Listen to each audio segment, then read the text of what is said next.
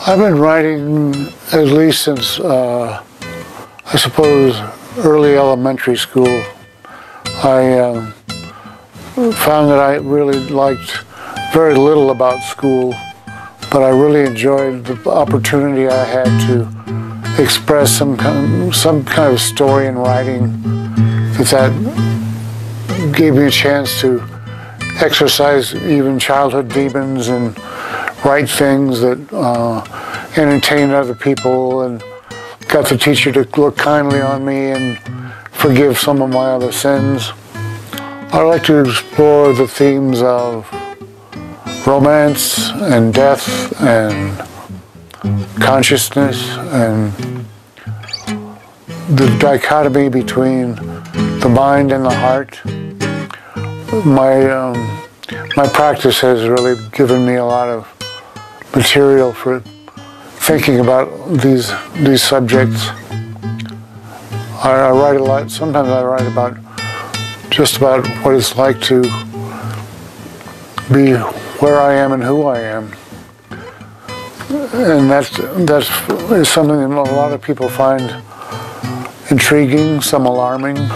My poems are about the things that I think of, and there's never anything predictable about what I think of. It's just the flotsam and jetsam of my mind, the odd things that wash up on the beach of consciousness, I suppose.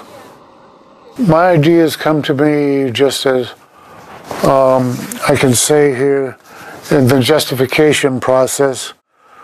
For me, a poem begins as an impulse. There is a feeling, just a nugget of energy that spins and burns incandescently. It pulls on words like a person pulling on gloves. The words are individually attracted by the impulse, each to be laid on paper, giving form to the feeling. It is funny to watch someone writing. They stare off, their eyes dart, and they slap down ink. These little glowing orbs of energy can come strong or softly. Each has its own life to live. Coughing up these hairballs is the poetic process, these hairballs. Sometimes they come in clusters, sometimes individually. The act of giving birth to a poem is complex.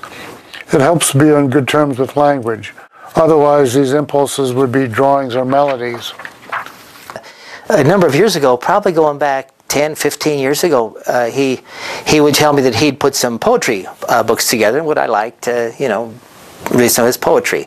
Well, I mean, I went to college and went to high school, and I always enjoy poetry to a certain point, but I thought, sure, why not? And Freddy began sending me his books, Hunting Truth, Ode to Joy, Ocean of Devotion, Rest is Mystery, any number of poetry. I probably have 25 different poetry books that Freddy has sent to me over the years, and I think partly because of our relationship too as friends, they really resonate with me. A few of the things he writes poetry about buses, which I really like. I ride buses occasionally, and I love the way Freddy talks about the bus experience.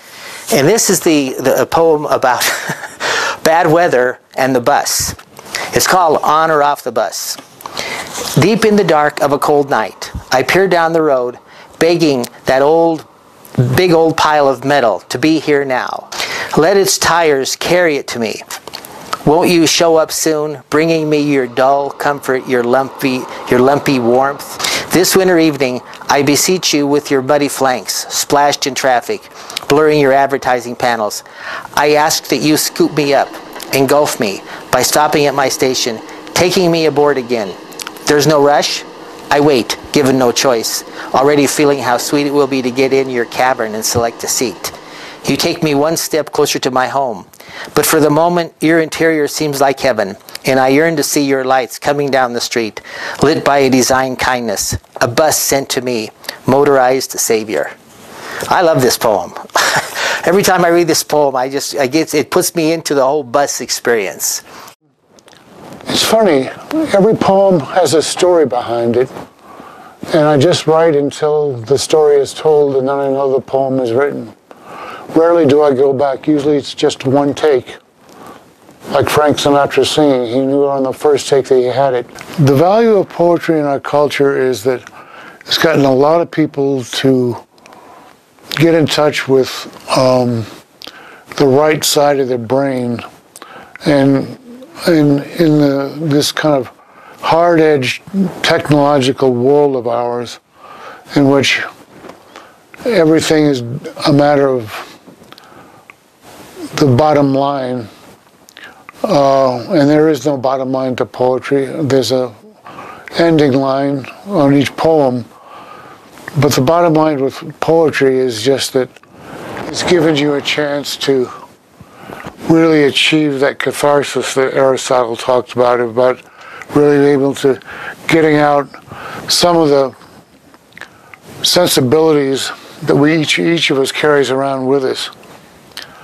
So the more people writing poetry, that I think the more we're all going to enjoy each other's company, and we always have poems to read to each other.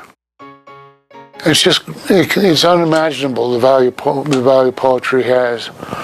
It's just priceless.